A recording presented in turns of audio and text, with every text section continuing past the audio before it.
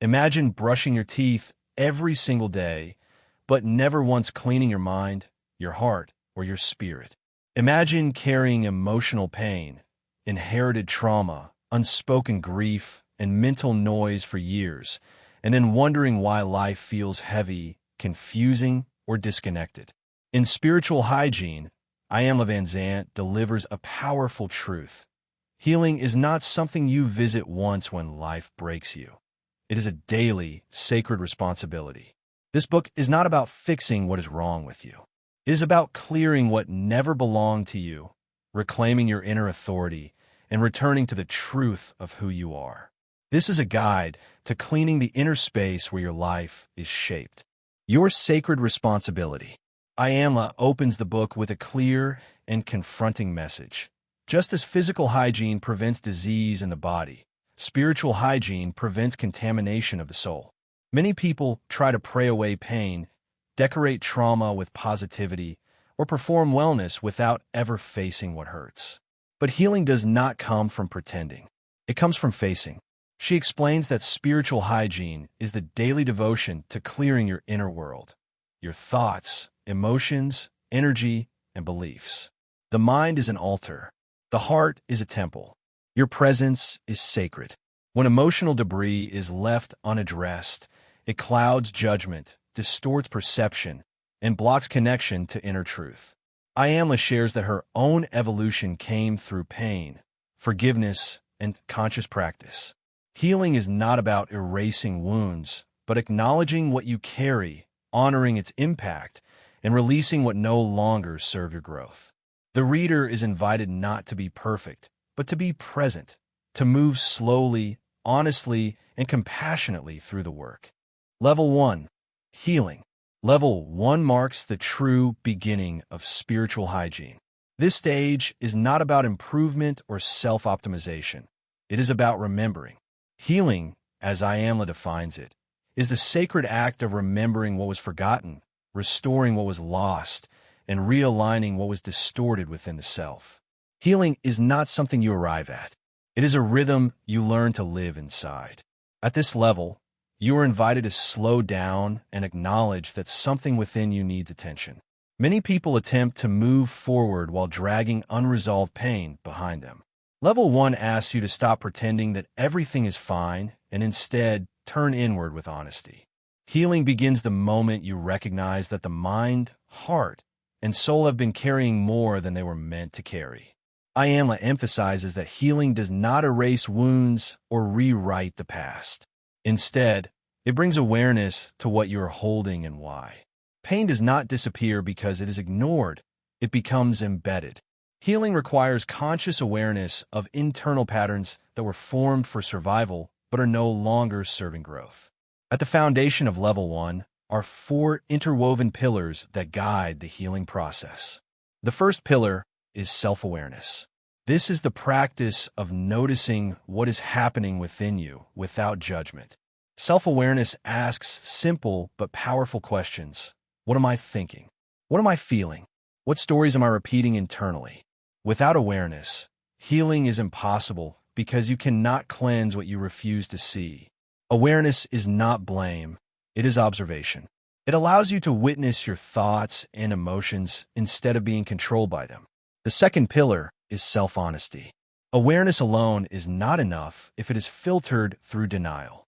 Self-honesty requires the courage to tell yourself the truth about your inner state. This includes admitting when something hurts, when a relationship is draining, or when a belief no longer aligns with who you are becoming. Self-honesty clears emotional fog and dismantles false narratives that keep you trapped in outdated identities. The third pillar is energetic responsibility. At this stage, you begin to understand that you are the gatekeeper of your inner world. Energetic responsibility means recognizing that every thought, emotion, and belief you entertain occupies space within you. Instead of reacting automatically, you begin choosing what you allow to remain. This is not suppression. It is conscious stewardship of your mental and emotional energy. The fourth pillar is permission to grieve. This is often the most difficult step. Many people have never been given permission to feel disappointment, loss, abandonment, or unmet needs. Grief is not weakness or failure. It is a sacred release. When grief is honored, emotional residue dissolves. When grief is denied, it becomes emotional clutter that silently governs behavior. In level 1, grief becomes purification. Together, these 4 pillars operate as a living cycle. Awareness reveals the truth. Honesty clears illusion. Responsibility restores power. Grief creates space. With each cycle, the inner world becomes lighter, clearer, and more aligned with truth. A central teaching of level 1 is the concept of the throne of thought. The mind is presented as a sacred seat of authority. Whatever occupies that throne rules your inner kingdom. Thoughts are not random. They are energetic seeds that shape beliefs, emotions, and behavior. When fear, guilt, or shame sits on the throne, life becomes governed by survival. When truth and clarity reclaim that seat, healing begins. Iyanla illustrates this through her personal experiences and through the story of her daughter, showing how unexamined thoughts can be inherited and unconsciously passed on. Unhealed mental patterns do not remain isolated. They affect relationships, choices, and even generations. Level 1 teaches that attempting to think, feel, or plan for others is poor spiritual hygiene. True healing begins when you release control and return to responsibility for your own inner world. Level 1 concludes with an understanding that awareness does not grant control over others. Awareness grants presence. It allows you to sit with truth without forcing outcomes. This is the foundation upon which all deeper cleansing must occur. Level 2, cleansing. Level 2 begins once awareness has been established. If level 1 is about seeing clearly, level 2 is about releasing intentionally. Cleansing is the active process of removing what has been identified as mental, emotional, and energetic debris. This stage requires courage because it involves letting go of familiar pain. Iyanla explains that cleansing is not passive. It is a conscious decision to stop carrying what no longer serve your growth. Mental narratives formed in fear, emotional wounds left unprocessed, and energetic attachments to people, roles, or outcomes must be addressed directly. A major focus of level 2 is forgiveness. Forgiveness is not framed as condoning harm or excusing behavior. Instead, forgiveness is defined as releasing the expectation that the past could have been different. Holding resentment keeps the wound alive. Forgiveness frees your energy from being trapped in old experiences. Cleansing also requires emotional completion. Many emotions were never allowed to move fully through the body. Anger was suppressed. Sadness was minimized. Joy was restrained. In level 2, emotions are allowed to be felt fully and honestly. Tears, rage, and grief are not signs of regression. They're signs of release. When emotions are felt completely, they do not linger as emotional clutter. This level also addresses the tendency to take responsibility for other people's journeys. Roles such as rescuer, fixer, caretaker, or martyr are identified as energetic burdens. Carrying these roles contaminates the inner space and creates exhaustion.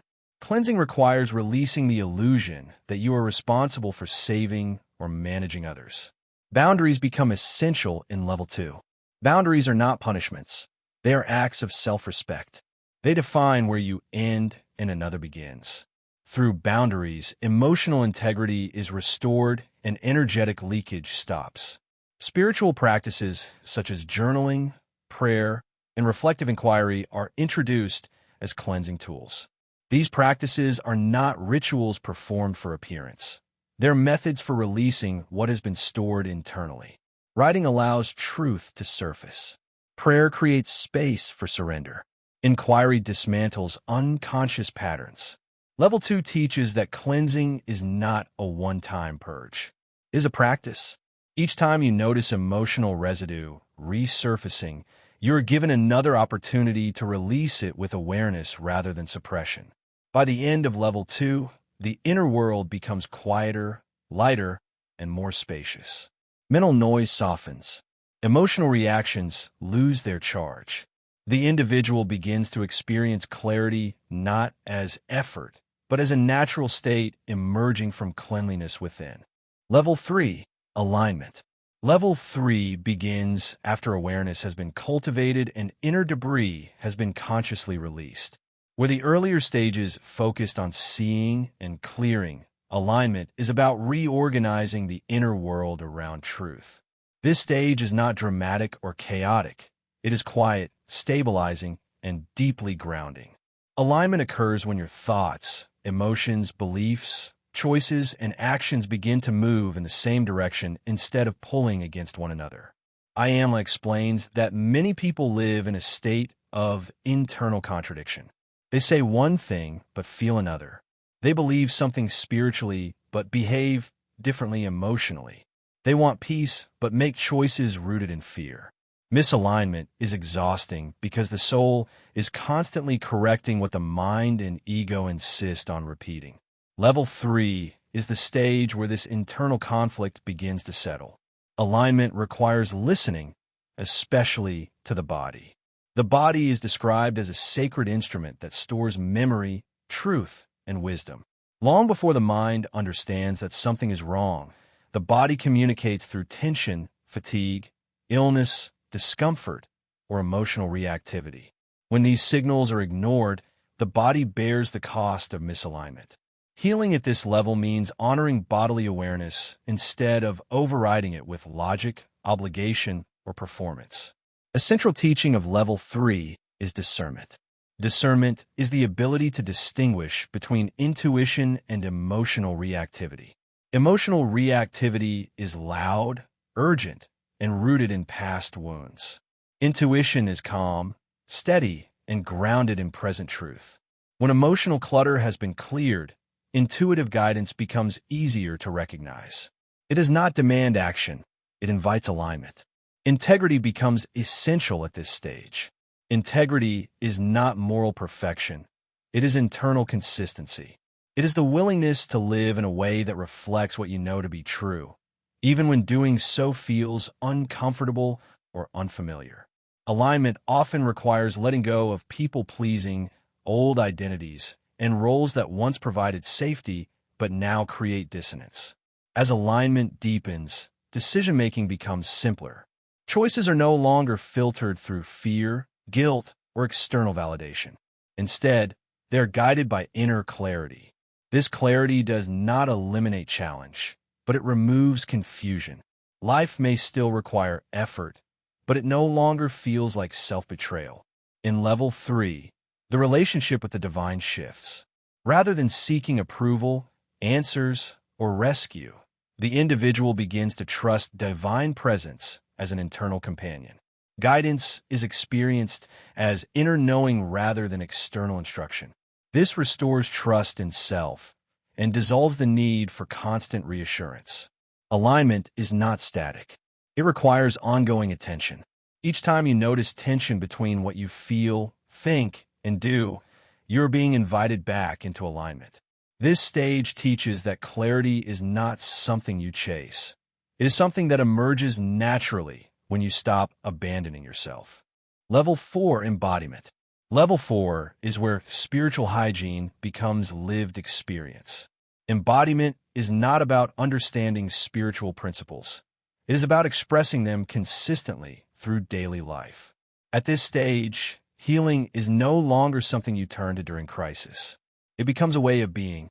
Iyanla emphasizes that embodiment does not mean the absence of pain, emotion, or challenge. It means that nothing is stored. Thoughts are observed as they arise. Emotions are felt as they move through the body. Experiences are processed instead of internalized. The individual no longer carries yesterday into today unnecessarily. Embodiment requires compassion for imperfection. Many people believe spiritual maturity means emotional numbness or constant calm. In truth, embodiment allows for the full range of human experience without identification or attachment. Anger may arise, but it is not housed. Sadness may appear, but it is not suppressed. Joy is welcomed without fear of loss. At this level, boundaries are embodied rather than enforced. The individual no longer needs to explain or defend their needs.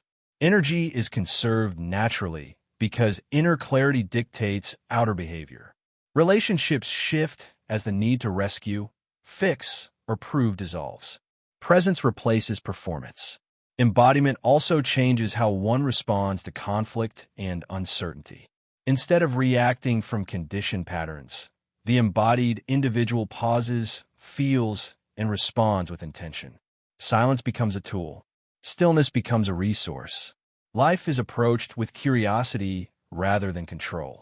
Iyanla describes the embodied individual as a clear vessel. When the inner space is clean, wisdom flows without obstruction. Love is expressed without attachment. Service is offered without self-sacrifice. The individual no longer seeks validation through suffering or struggle. Daily practices continue in level 4, but they're no longer rigid routines. They're natural extensions of awareness.